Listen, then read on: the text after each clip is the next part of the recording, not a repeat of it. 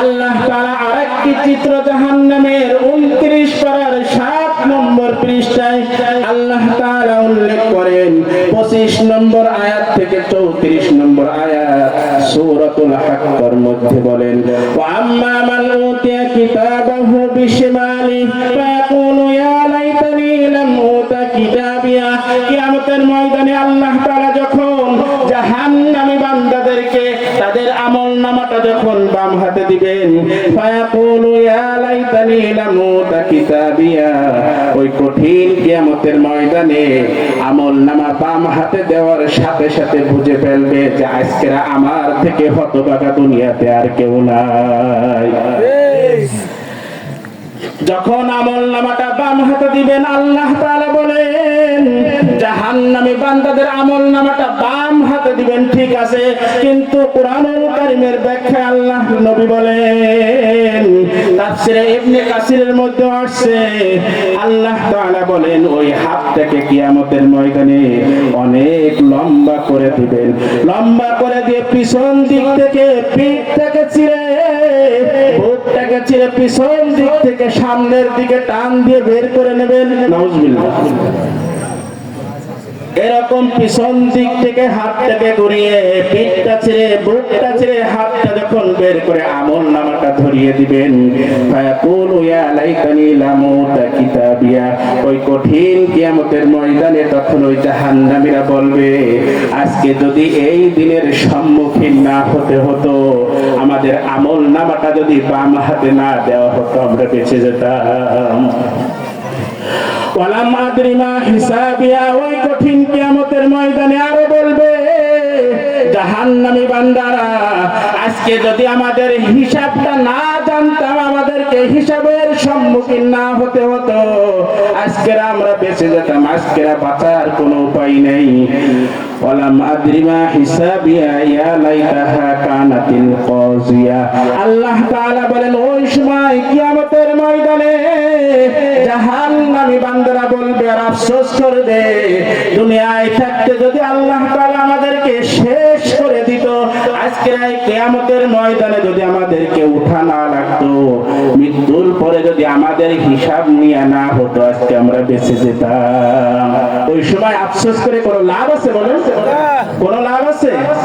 সব কিছু সেই সময় বলবে মাগনা আন্নি মালিয়া হালাকা আন্নি সুলতানিয়া। সবাই খেয়াল করেন আল্লাহ তাআলা বলেন মাগনা আন্নি মালিয়া, ওই কঠিন কিয়ামতের ময়দানে জাহান্নামীরা বলবে মা আগনা আন্নি মালিয়া, আমাদেরকে আল্লাহ তাআলা দুনিয়াতে সম্পদ দিয়েছিল পাহাড় পরিমাণ, অনেক সম্পদ আমাদেরকে দান করেছিল, কিন্তু এই কঠিন কিয়ামতের ময়দানে কোন সম্পদ আজকে আমাদেরকে কাজে লাগতেছে না।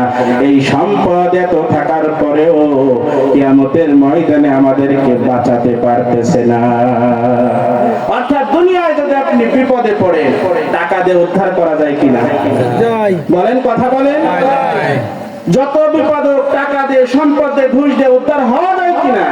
কিন্তু আল্লাহ তাআলা বলেন ওই কিয়ামতের ময়দানে ধনী ব্যক্তিরা বলবে আমাদেরকে আল্লাহ সম্পদ দিয়েছিল, কিন্তু সেই সম্পদ আজকে আমাদের কোনো কাজে লাগতেছে না, সম্পদ সম্পদের জায়গায় পড়ে আছে। হালাকা আন্নি সুলতানিয়া, আল্লাহ তাআলা বলেন ওই কঠিন কিয়ামতের ময়দানে জাহান্নামী বান্দারা আরো বলবে দুনিয়ায় থাকতে আল্লাহ তাআলা আমাদেরকে ক্ষমতা পাওয়ার দিয়েছিল, চেয়ারম্যান বানিয়েছিল, ক্ষমতা মেম্বার বানিয়েছিল, ক্ষমতা দিয়েছিল, বংশের রাজত্ব দিয়েছিল, এমপি মন্ত্রী বানিয়েছিল, আমাদের কথাই দুনিয়ায় মানুষ অনেক কিছু ভয় পেত। আমরা যখন একজন প্রধানমন্ত্রী, একজন এমপি মন্ত্রী, চেয়ারম্যান যদি রাস্তা দিয়ে হেঁটে যায়, তার পাশ দিয়ে একজন কথা বলতে ভয় পাই, ঠিক কিনা বলেন? আল্লাহ তাআলা বলেন হালাকা আন্নি সুলতানিয়া, ওই কঠিন কিয়ামতের ময়দানে এই সমস্ত রাজা বাদশা এমপি মন্ত্রীরা বলবে আজকে আমাদের কোনো ক্ষমতা আজকে কাজে লাগতেছে না, সব কিছু ধ্বংস হয়ে গেছে।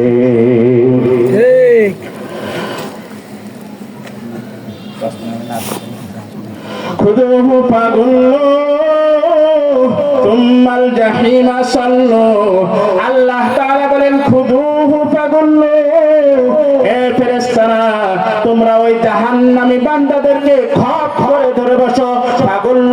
তাদের গলায় পড়ে বরং তুম্মাল জাহিমা সল্লু, টানতে টানতে নিয়ে তোমরা জাহান্নামের মধ্যে নিক্ষেপ করো। নাউযুবিল্লাহ। তুম্মা ফি সিলসিলাতিন দারউহা 70 দিরান ফাসলুকু। আল্লাহ তাআলা বলেন ওই কঠিন কিয়ামতের ময়দানে ফেরেশতাদেরকে আদেশ করবেন, হে ফেরেশতারা ওই জাহান্নামী বান্দাদেরকে ধর এবং নাকের মধ্যে দিয়ে 70 গজ লম্বা শিকলটা পরায় দেবেন। নাকের মধ্যে দিয়ে পরিয়ে পিছনের রাস্তা দিয়ে বের করে এরকম গোল করে ওই শিকল দিয়ে বেঁধে ফেলাবেন। নাউযুবিল্লাহ। আমি কি বানিয়ে বলতেছি? 29 পারার 7 নম্বর পৃষ্ঠায় খুলে দেখেন, একদম হুবহু আমি তরজমা করতেছি। নাকের মধ্যে দিয়ে শিকলটা ঢুকিয়ে এরকম গলার মধ্যে নিয়ে পিছনের রাস্তাতে বের করে এরকম গিট্টু দিয়ে টানতে টানতে জাহান্নামের ময়দানে সেই দিন নিয়ে যাবে, জাহান্নামের মধ্যে নিক্ষেপ করবে।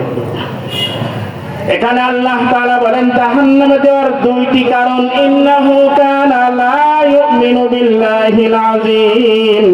আল্লাহ তাআলা বলেন এই যে শাস্তির কথা আমি বললাম, দুই শ্রেণী লোকের জন্য আমি এই শাস্তিটা দেব। ইন্নাহু কানা লা ইউমিনু বিল্লাহিল আযীম, তার প্রথম কারণ হলো দুনিয়ায় থাকতে আমি আল্লাহ তাআলাকে তারা বিশ্বাস করত না। নাউযুবিল্লাহ। এই বিশ্বাস মানে এই নয়, আমরা কিন্তু অনেকে আল্লাহকে বিশ্বাস করি, বিশ্বাস করার প্রকৃত অর্থই হলো আল্লাহর হুকুম মেনে চলা। কথা বুঝতে পারছেন? অনেকেই তো মুসলমানের সন্তান রয়েছেন কিন্তু নামাজ পড়েন না, রোজা রাখেন না, আল্লাহর হুকুম মানেন না। আল্লাহ তাআলা এদের কথাই বলতেছে, তারা আমাকে প্রকৃত অর্থে বিশ্বাস করতো না। যদি বিশ্বাস করতো দুনিয়ায় থাকতে আমার সাথে তারা নাফরমানি করতে পারতো না। ঠিক কিনা? ওয়ালা ইয়াহুদ্দু আলা তুআমিল মিসকিন। আল্লাহ তাআলা আরো বলেন দ্বিতীয় নম্বর কারণ, আল্লাহ তাআলা বলেন দুনিয়ায় থাকতে অনেক এতিম শিশুরা ছিল, অনেক অসহায় মানুষ ছিল, তাদেরকে তারা খাবার দিত না এবং খাবারের প্রতি তারা উৎসাহিত দিত না। অনেক অসহায় মানুষ রয়েছে, আপনি মাছ রান্না করে খাচ্ছেন, গোশত খাচ্ছেন, এমন অনেক মানুষ রয়েছে পাশের বাসায় জীবনে 1 বছর চলে যায়, গোশত কিনতে পারে না। আছে কিনা? আল্লাহ তাআলা বলেন ওয়ালা ইয়াহুদ্দু আলা তুআমিল মিসকিন। জাহান্নামী যাদেরকে দেব তাদের আরেক ধরনের লোক, যারা দুনিয়ায় তাদেরকে আমি সম্পদ দিয়েছিলাম কিন্তু তাদের আশেপাশের লোকদেরকে খোঁজ খবর নিত।